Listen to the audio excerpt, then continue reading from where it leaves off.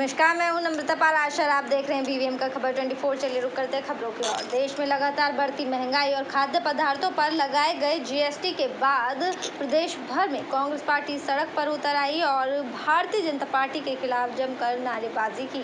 फैजाबाद में भी सेक्टर 12 लघु सचिवालय पर तमाम कांग्रेसी नेता अनोखा प्रदर्शन करते नजर आए।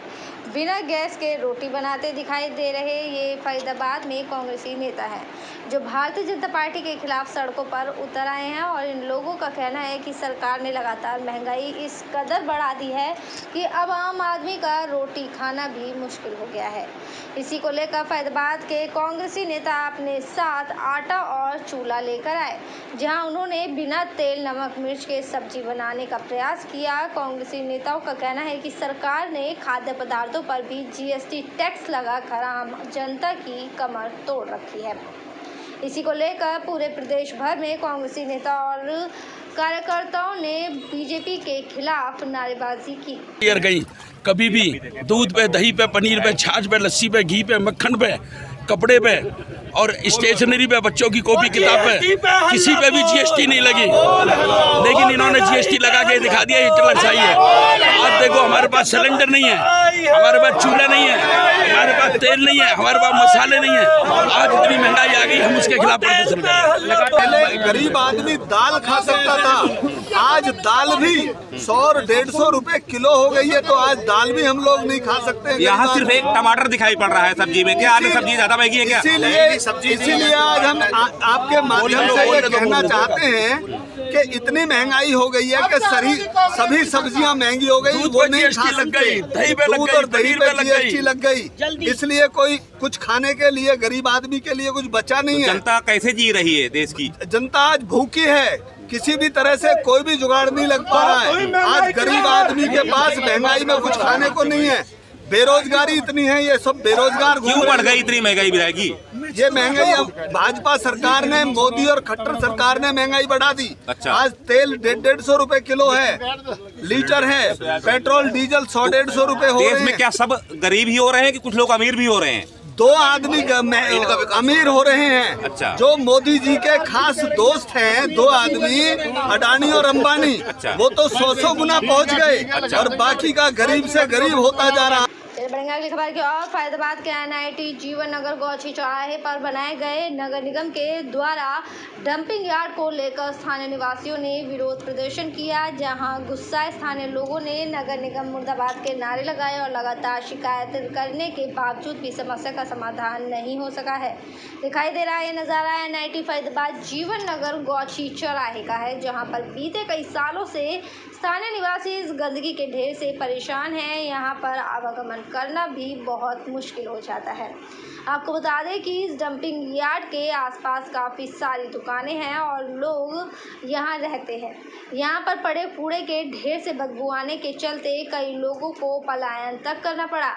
वहीं इसी जगह पर नगर निगम द्वारा अवैध मेला लगाकर पैसों की वसूली की जाती है। इस समस्या को लेकर स्थानीय लोगों का कहना है कि इस मामले की शिकायत नगर निगम को लगाई है और पार्षद से भी कई बार इस बारे में कहा है और अभी तक इनकी समस्या का कोई समाधान नहीं हो सका है। राजा जी, अनुसार जी क्या कहोगे जिस तरह से गंदगी की ढेर लगी? देखो जी, गंदगी बहुत ज़्यादा है, सब जगह हमने शिकायत कर ली, पार्षद से शिकायत कर ली, नगर निगम में शिकायत कर ली, प्रशासन से शिकायत कर ली और कोई सुनवाई हमारी हो ही नहीं रही। कौन सी जगह है ये गौची है जी, गौची पीर बाबा गौची मोड़। ये कम से कम 4-5 साल हो गई थी।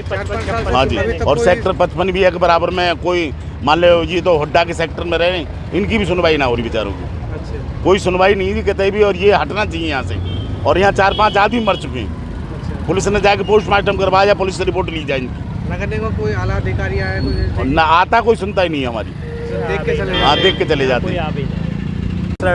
देशा जी, आज नगर निगम के खिलाफ प्रदर्शन भी कर रहे हैं आपने जी, क्या कार्य सफाई के लिए है जी। सफाई नहीं हो रही और दुनिया भर का गंद यहाँ आ रहा है चारों तरफ का। NIT का मेरे हिसाब से तो यहीं आके गिरता है। इसमें 4-5 आदमी भी गुजर गए, मरे पड़े पाए, पुलिस को ऐसा लगे उठा के लेके गए। पेपर में भी आई है, हमने भी काफ़ी कुछ किया, आपके सामने है। मतलब ये पशु भी यहाँ है जी, ये पैदल निकलने का तो दुश्वार है, वो बच्चे बीमार हो जाएंगे, हम भी आएंगे तो बीमार हो जाएंगे। ये सामने मार्केट है, ये आधी बार खुलते हैं, आधी बार नहीं खुलते, इसी बेस पे भाई बीमार ना हो जाए।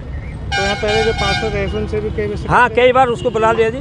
मुकेश है अपना, डागर जो है उसको क्या फिर कह दिया। सपना डागर हाँ, मुकेश डागर ही करता है जी। सपना उनकी तरफ डागर से कोई आश्वासन नहीं, कुछ नहीं है जी, कुछ नहीं है। वार्ड भी बदल गया जी, वो वार्ड नंबर 3 में आ गया जी। नगर निगम क्या कहता है? नगर निगम तो देख के एक बार आया था, देख के चले गया जी। और हमने इससे ठेकेदार से खुद भी कही है कि भाई। चल बढ़ेंगे अगली खबर की ओर। हरियाणा सरकार द्वारा हाल ही में लागू किया कौशल विकास रोजगार निगम के विरोध में और नगर निगम में कई वर्षों से कच्चे पड़े कर्मचारियों को पक्का करने के विरोध में नगर निगम के सैकड़ों सफाई कर्मचारी तिगांव के विधायक राजेश नागर के निवास स्थान पर पहुंचे, जिन्होंने विधायक राजेश नागर को मुख्यमंत्री के नाम अपनी मांगों के लिए ज्ञापन भी सौंपा। सफाई कर्मचारियों का कहना है कि हाल ही में फरीदाबाद नगर निगम ने 24 गांव को अपने अधीन किया है और वहां पर सफाई कर्मचारी की ड्यूटी तो लगा दी है, लेकिन निगम की तरफ से अभी तक उन्हें कोई औजार नहीं मिल पाए हैं, जिसके कारण उन्हें काम करने में काफ़ी समस्या आ रही है। साथ ही साथ उन्होंने बताया कि कौशल विकास रोजगार निगम के द्वारा सरकार ठेकेदारी प्रथा लागू करने जा रही है, इसे तुरंत प्रभाव से समाप्त किया जाए, अन्यथा 20 अगस्त को रोहतक में एक बड़ा विरोध प्रदर्शन तमाम निगम के सफाई कर्मचारियों द्वारा किया जाएगा। तस्वीरों में दिखाई दे रहा है ये नज़ारा तिगांव विधायक राजेश नागर के निवास स्थान का है, जहां पर निगम सफाई कर्मचारी विरोध प्रदर्शन करते हुए नजर आए। उनका मानना है कि कौशल विकास रोजगार निगम के द्वारा ठेकेदारी प्रथा लागू की जा रही है, इसे तुरंत प्रभाव से रद्द किया जाए और साथ ही साथ जो कच्चे कर्मचारी हैं उन्हें पक्का किया जाए। सफाई कर्मचारी के लिए उचित व्यवस्था और संसाधन दिए जाएं ताकि कार्य करने में किसी प्रकार की कोई दिक्कत ना आए। चलिए खबरों में बात करेंगे पलवल की। पलवल में हरियाणा के बुढ़ापा पेंशन को काटे जाने को लेकर इंडियन नेशनल लोकदल पार्टी के कार्यकर्ता ने लघु सचिवालय पर विरोध प्रदर्शन किया और राज्यपाल के नाम एक ज्ञापन तहसीलदार को सौंपा। हरियाणा सरकार के खिलाफ विरोध प्रदर्शन करते हुए इंडियन नेशनल लोकदल पार्टी के नेताओं ने कहा कि साल 1987 में 60 वर्ष से अधिक आयु के बुजुर्गों के लिए पेंशन योजना शुरू की गई थी ताकि बुजुर्गों के परिवार में मान सम्मान बना रहे और बुजुर्गों पर आय सीमा या किसी भी प्रकार की कोई शर्त नहीं रखी गई थी। लेकिन वर्तमान गठबंधन सरकार ने परिवार पहचान पत्र में वार्षिक आय को आधार मानकर बुजुर्गों की पेंशन को काटना शुरू कर दिया है। अब ये पेंशन सम्मान नहीं बल्कि अपमान बन गई है। हरियाणा में लगभग 3 लाख बुजुर्गों की पेंशन को रोक दिया गया है और ये सिलसिला लगातार जारी है। उन्होंने कहा कि विभाग की लापरवाही के चलते जीवित बुजुर्गों को भी मृत बताकर पेंशन को काटा गया है। इंडियन नेशनल लोकदल पार्टी सरकार की गलत नीतियों का विरोध करते हैं और मांग करते हैं कि पहली नीति के आधार पर ही बुजुर्गों की पेंशन बनाई जाए और जो पेंशन रोकी गई है उसे तुरंत प्रभाव से बहाल किया जाए। जब से राज्यपाल जी के नाम ज्ञापन दिया है और जननायक चौधरी देवीलाल जी ने 1987 में बुजुर्गों के सम्मान पेंशन के तौर पे ये सम्मान पेंशन लागू करी थी 100 रुपये से, और आज जो हरियाणा सरकार बीजेपी और जेजेपी गठबंधन सरकार ने जो बुजुर्गों के सम्मान पेंशन में जो कटौती करी है, जिस तरीके से बुजुर्गों का अपमान किया है, उसके खिलाफ हमने ये पहले धरना दिया है, फिर प्रदर्शन किया, डीसी साहब को ज्ञापन दिया। क्या मांग की गई ज्ञापन में? हमने मांग करी है कि जिस नीति के चौधरी देवीलाल द्वारा बनाई हुई जो नीति थी जिसमें कोई आय का माध्यम नहीं था, उसी नीति के अनुसार सबकी पेंशन बहाल की जाए और सबको उसी नीति के अनुसार पेंशन दी जाए। लेकिन सरकार कह रही है कि जो लोग पात्र नहीं है वो भी पेंशन पात्र और अपात्र का तो इसमें कोई हुई, जिसकी 60 साल से ऊपर उम्र है वो इस पेंशन का हकदार है। जिस टाइम पे चौधरी जननायक चौधरी देवीलाल जी ने ये स्कीम बनाई थी, इसमें कोई आय का माध्यम, कोई पात्र अपात्र का कोई इसमें वो नियम नहीं बनाया था। जो 60 साल से ऊपर है वो सभी सबके लिए ये पेंशन लागू है और ये सम्मान पेंशन के रूप में दी गई थी, बुजुर्गों को सम्मान के तौर पे दी गई थी। तो कितने लोगों की पेंशन कटी है, कुछ है आपका? देखो, हरियाणा प्रदेश में 3 लाख के करीब इस तरीके की पेंशन काटी गई हैं और आगे आंकड़े अभी जो इनका सिस्टम चल रहा है ये बढ़ेगा ही बढ़ेगा, घटेगा थोड़ी। इन्होंने तो सिर्फ एक बहाने के तहत ये स्कीम खत्म करने के लिए इन्होंने ये शुरुआत करी। आगे और ज़्यादा कटती है तो पार्टी क्या प्रदर्शन करेगी? नहीं, अगर सरकार नहीं मानती है तो पार्टी इससे भी बड़ा आगे आंदोलन खड़ा करेगी। वैसे तो ये नीतियाँ कांग्रेस पार्टी ने बनाई थी, लेकिन जनता के रोष अगली खबर की ओर जिला पंचायत और जिला प्रशासन ने संयुक्त रूप से गांव गैलपुर और गांव पैलक में पौधारोपण अभियान चलाया है। पौधारोपण करने का लक्ष्य 1 लाख पौधे लगाए जाने का रखा गया है। इस मौके पर प्रशासन द्वारा आमजन को पर्यावरण बचाने जाने की मुहिम को लेकर अधिक से अधिक पौधारोपण के लिए अपील की गई है। दिखाई दे रहा है नज़ारा पलवल के गांव पेलक स्थित सरकारी स्कूल का है, जहां जिला प्रशासन और पंचायत विभाग ने संयुक्त रूप से पौधारोपण किया है और विभाग द्वारा 1 लाख पौधे लगाए जाने का लक्ष्य भी रखा गया है। इस मौके पर गांव के गणमान्य लोग मौजूद रहे। DDPIO उपमा अरोड़ा ने ग्रामीण से अपील की है कि दिन प्रतिदिन पर्यावरण के प्रति बढ़ती लापरवाही के चलते आमजन को बड़े नुकसान उठाने पड़ सकते हैं। भविष्य में इस समस्या अगली पीढ़ी के सामने न आए, इसके लिए पौधारोपण जरूरी है। सरकार द्वारा भी मानसून में पौधारोपण अभियान चलाए जाते हैं। नर्सरी में भी मानसून के दौरान चलाए जा रहे पौधारोपण मुहिम में निःशुल्क पौधा वितरित किए जा रहे हैं। क्षेत्र के हर व्यक्ति का फर्ज बनता है कि वो इस अभियान में हर संभव साथ दे और पर्यावरण को बचाने की मुहिम का हिस्सा बने। चलिए बढ़ेंगे अगली खबर की ओर। पलवल के लघु सचिवालय पर देश में बढ़ती महंगाई, बढ़ती बेरोजगारी और बीजेपी सरकार द्वारा सरकारी एजेंसियों के दुरुपयोग को लेकर कांग्रेस पार्टी द्वारा विरोध प्रदर्शन किया गया। इस मौके पर कांग्रेस कार्यकर्ताओं ने पीएम मोदी व सीएम मनोहर लाल का पुतला भी फूंका और सरकार के खिलाफ जमकर नारेबाजी की। कांग्रेस पार्टी कार्यकर्ताओं द्वारा लघु सचिवालय पर केंद्र व प्रदेश सरकार के खिलाफ जमकर विरोध प्रदर्शन किया गया। इस मौके पर कांग्रेस के कार्यकर्ताओं ने देश में बढ़ती महंगाई, बढ़ती बेरोजगारी, आर्मी की अग्निपथ योजना के खिलाफ सरकार द्वारा सरकारी एजेंसियों के दुरुपयोग को लेकर सरकार के खिलाफ जमकर नारेबाजी की। कांग्रेस कार्यकर्ताओं ने लघु सचिवालय पर प्रदर्शन करते हुए पीएम मोदी व सीएम मनोहर लाल का पुतला भी फूंका। साथ ही साथ विरोध प्रदर्शन के बाद कांग्रेस नेता देवेश चौधरी व SK शर्मा ने कहा कि हर वर्ग सरकार की जन विरोधी नीतियों से परेशान है। बढ़ती महंगाई ने लोगों की कमर तोड़ रखी है।